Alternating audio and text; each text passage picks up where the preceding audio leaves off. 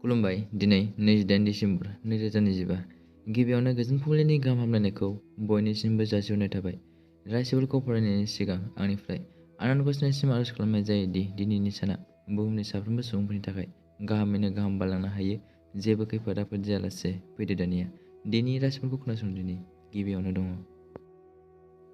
मेष राशि। सावस्रिया मोजां जागोन, नाथाय गावनि जानाय आदारनि सायाव गोसो हो। मेष राशिनि खाफाल गोनां अनजिमाया 3।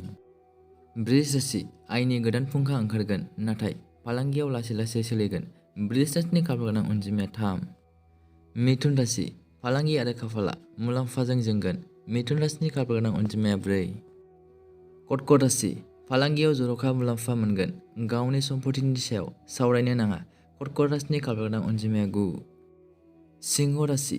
न'खरनि थाखाय साना मोजां जागोन आरो सोमोन्दोआव गोदै थागोन। सिंह राशिनि खाफाल गोनां अनजिमाया 5। कन्या राशि। प्रफेशनेल थासारिया फैबाय थानाय सानफोराव मुलाम्फा लाबोगोन। कन्या राशिनि खाफाल गोनां अनजिमाया 5। तुला राशि। खामानि मावनायाव गोजौ थाखोनि सुबुंजों गोसो गोरोबलायनाय जानो हागौ। तुला राशिनि खाफाल गोनां अनजिमाया 2। वृश्चिक राशि।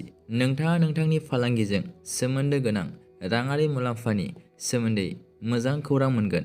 वृश्चिक राशिनि खाफाल गोनां अनजिमाया 4। धनु राशि। साख्रि आरो फरायनायजों सोमोन्दो गोनां नारसिनथाया बांगोन। धनु राशिनि खाफाल गोनां अनजिमाया 2। मकर राशि। प्रफेशनेल जिउआव रांनि आंखाल जागोन। बेयो मोनसे गोजौ गाहाय सानजों बुंफबनाय जागोन। मकर राशिनि खाफाल गोनां अनजिमाया 4। कुम्भ राशि। नोंथांनि केरियारनि थाथाया गोख्रों जागोन आरो रांखान्थियारि थासारियाबो दिदोम थानाय नङा। कुम्भ राशिनि खाफाल गोनां अनजिमाया 5। मीन राशि। आरिमुगिरि आरो फालांगिगिरिफोरा दिनै खाफालनि हेफाजाब मोनगोन।